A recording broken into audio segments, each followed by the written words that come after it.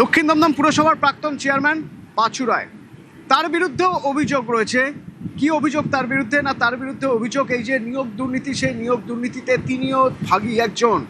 তাকে ডেকে পাঠানো হয়েছে এবং ডেকে পাঠানোর পর এখন তাকে জিজ্ঞাসাবাদ করা হচ্ছে এবং সম্ভাবনা, যা আমরা ভিতর থেকে খবর পাচ্ছি, আগেই সুজিত বসুকে গ্রেপ্তার করা হয়েছিল, সেই সুজিত বসুর সঙ্গে পাঁচু রায়কে মুখোমুখি বসিয়ে জিজ্ঞাসাবাদ করা হতে পারে, অর্থাৎ বয়ানে কোথাও অসঙ্গতি আছে কিনা দুজনের তা দেখা হতে পারে। আমার সঙ্গে অনুপ আছে। অনুপ,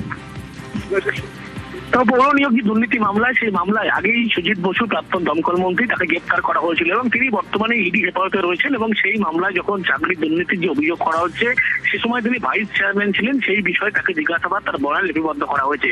এক্ষেত্রে লক্ষ্য করা যায় প্রত্যেকটি ক্ষেত্রেই তিনি কিন্তু জানিয়েছিলেন তৎকালীন তিনি পৌরসভা দক্ষিণ দমদম পৌরসভার চেয়ারম্যান ছিলেন পাঁচু রায়। এর আগে তাকেও বারবার তলব করা হয়েছিল, সিবিআই এর পক্ষ থেকে জিজ্ঞাসাবাদ করা হয়েছিল, সেখানে চার্জশিটে তার নাম ছিল, সুজিত বসুর নাম সেখানে ছিল না, তিনি বারবার এমনটা জানান।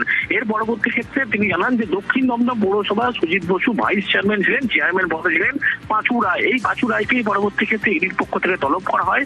আজকে সকালবেলা 10:30টার পরে ইডি দপ্তরে আছেন এবং তাকে জিজ্ঞাসাবাদ যেমন করা হয়েছে, এই মুহূর্তে যে খবর, মুখোমুখি বসিয়ে সুজিত বসুর সঙ্গে প্রাক্তন যিনি চেয়ারম্যান পাঁচু রায়, তার মুখোমুখি বসিয়ে জিজ্ঞাসাবাদ করা হচ্ছে। তার কারণ এই যে গোটা ঘটনা, সেই ঘটনার পরিপ্রেক্ষিতে যখন চেয়ারম্যান তিনি ছিলেন, সেক্ষেত্রে কোথায় কি চাকরি পাবে তার সুপারিশ থেকে শুরু করে সমস্ত দায়িত্বে পাঁচু রায়, এমনটাই সুজিত বসু জানায়। কিন্তু সুজিত বসু যখন গ্রেপ্তার হওয়ার পরবর্তী ক্ষেত্রে আগে লক্ষ্য করা হয়েছিল পাঁচু রায়কে জিজ্ঞাসাবাদ করা হয়েছিল। পাঁচু রায় জানিয়েছিল, অয়নশীল জানিয়েছিলেন সুজিত বসুর হাত ধরে এই চাকরি হয়েছিল। এই স্পষ্ট করার জন্য দুজনকে মুখোমুখি বসিয়ে জিজ্ঞাসাবাদ করে গোটা বিষয়টি স্পষ্ট হতে চায় ইডি আধিকারিকরা। ধন্যবাদ।